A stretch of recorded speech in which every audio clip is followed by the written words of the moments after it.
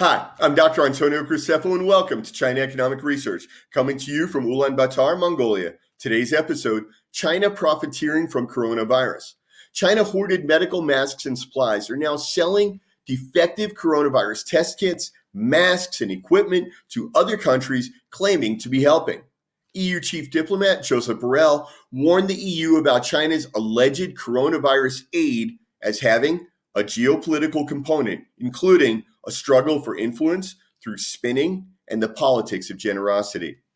China is a leading maker of masks. Before coronavirus, China made half of the world's masks. Now their production has increased 12-fold. But by restricting exports of the masks, China is creating a shortage in the rest of the world while the price of masks soars. Many governments have restricted the export of masks, including China. This is one of the complaints of Dr. Peter Navarro, who serves as an assistant to the president and director of the Trade and Manufacturing Policy. Dr. Navarro said that PRC has effectively nationalized the U.S.-owned 3M plant in China. The plant is almost exclusively producing masks now, but they are not to be exported to the U.S. Instead, they will remain in China. China similarly nationalized 3 factories of the Canadian firm Medicom, forcing them to produce medical equipment for China, but not allowing them to export. China government claims it never actually prohibited the export of masks, but all the factories investigated by the New York Times reported that Chinese government had taken all of the masks they produced. A leading U.S. manufacturer of medical safety gear has told the White House that China prohibited them from exporting their product, while Beijing was trying to corner the world market. In addition to blocking the export of masks, China scoured the earth, buying up as many masks as possible. In January alone, China imported 2 billion masks. China's national defense law requires citizens and companies to help the Communist Party of China further its goals and objectives. In this case, the CCP also ordered citizens and companies abroad to buy as many masks and as much protective gear as possible and send it back to China.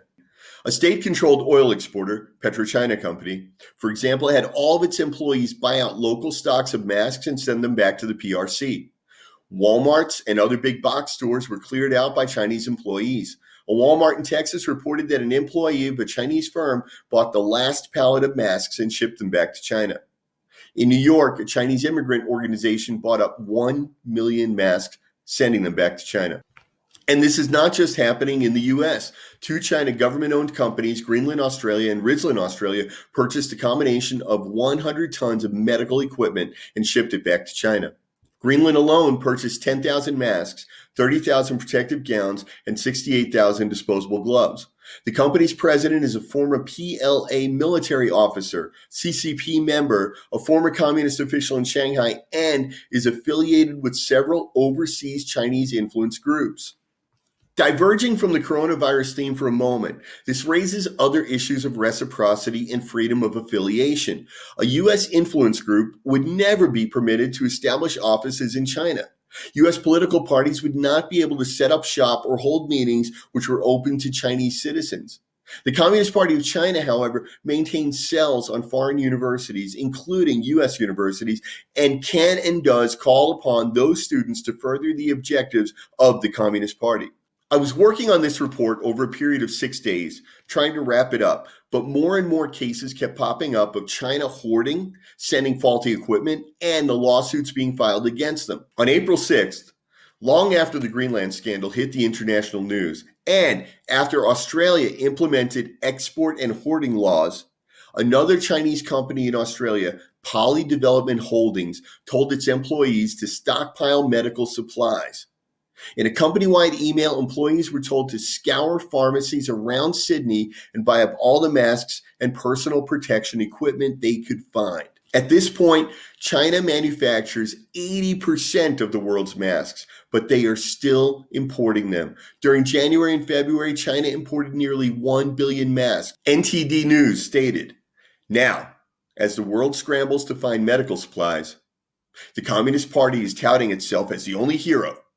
by selling masks to countries that are suffering because of the CCP virus. By the first week of April, Australian news reported in just 2 months, China stockpiled around 2.4 billion pieces of protective equipment, including more than 2 billion masks. And this is how China profits from coronavirus. Apart from the obvious economic benefit associated with causing a shortage and driving up prices, China is using medical aid as a tool of manipulation.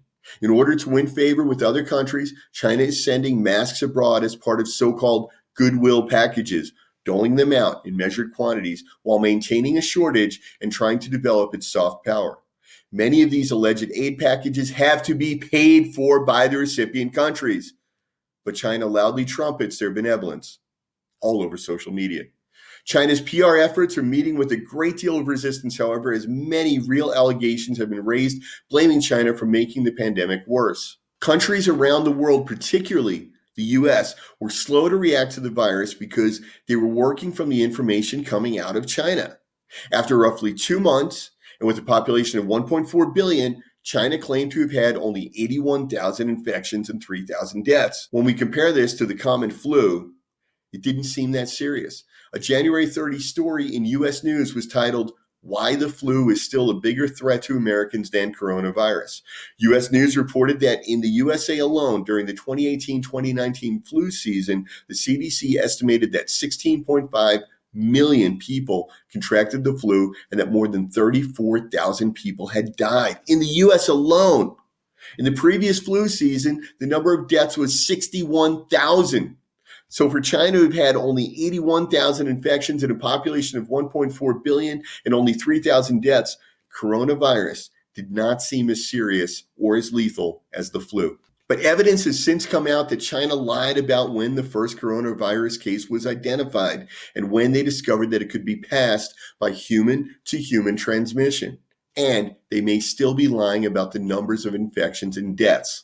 A U.S. congressional resolution has been introduced to the Senate, charging that the government of the People's Republic of China made multiple serious mistakes in the early stages of the COVID-19 outbreak that heightened the severity and the spread of the ongoing COVID-19 pandemic, including the intentional spread of misinformation to downplay the risks of COVID-19, a refusal to cooperate with the international health authorities, internal censorship of doctors and journalists, to hold China accountable for its mishandling and intentional cover-up of the coronavirus.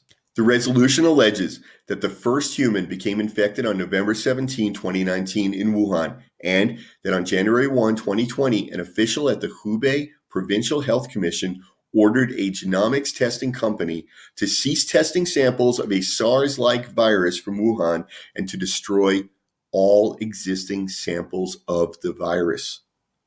China also did not inform the world or the WHO that the disease could be passed by human-to-human transmission until January 15, even though they knew in late December that human-to-human transmission had already occurred. And this was one of the reasons that the US and other countries did not close their airports straight away.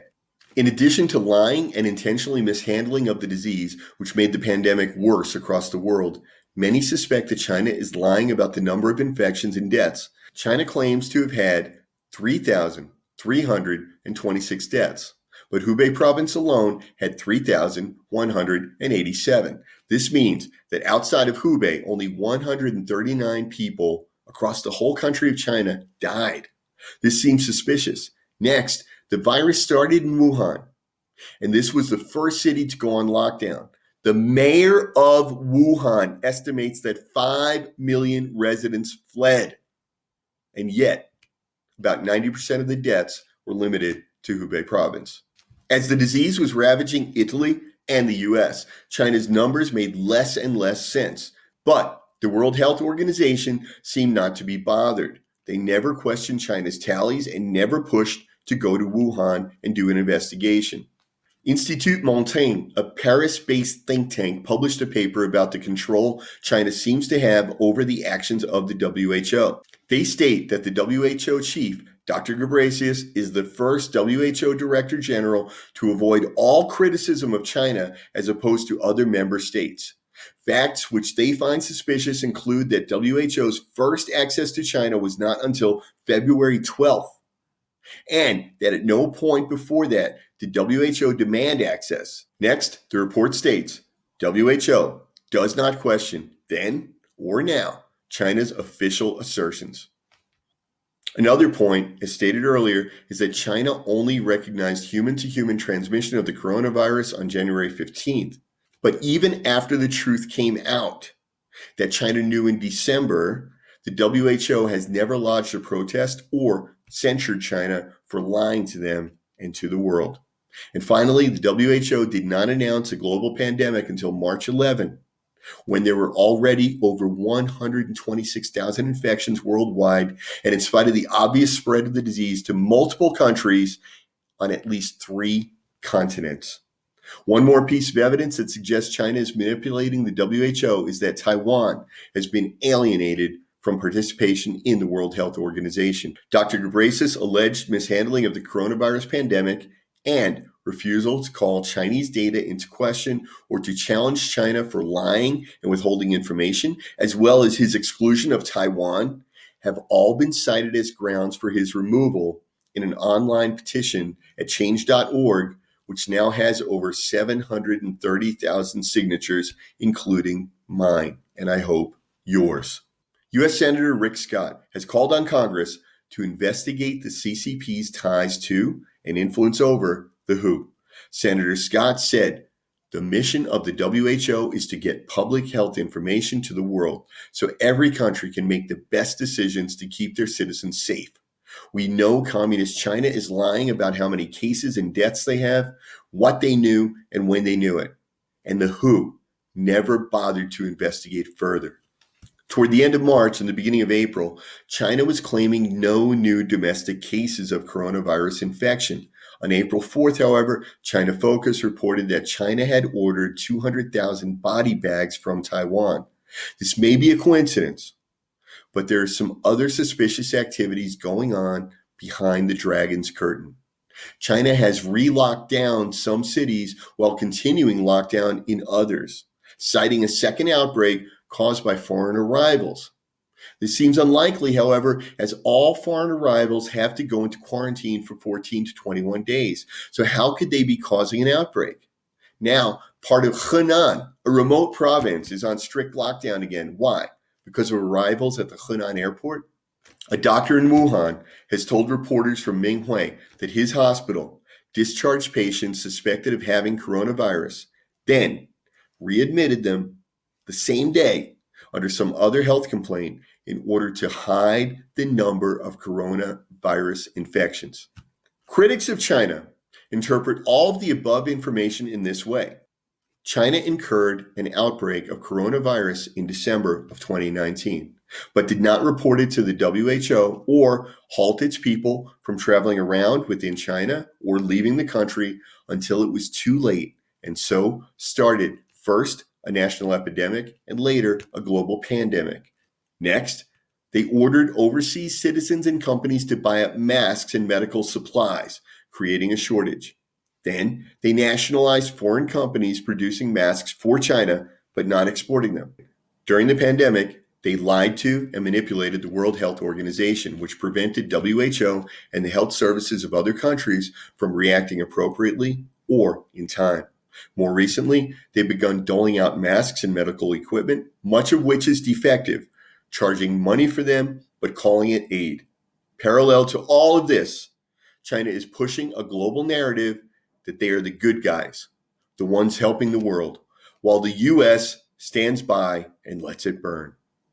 But not everyone is buying it. EU Foreign Affairs Chief Joseph Borrell said, "China is aggressively pushing the message that unlike the US, it is a responsible and reliable partner." Holland returned half of a shipment of over 1 million masks because they did not meet standards. Spain and Turkey returned Chinese-made coronavirus test kits, which were found to be correct only 30% of the time. Czech Republic and Slovakia have also complained that medical equipment they received from China did not work. Ireland received a shipment of personal protective equipment from China, 20% of which had to be discarded.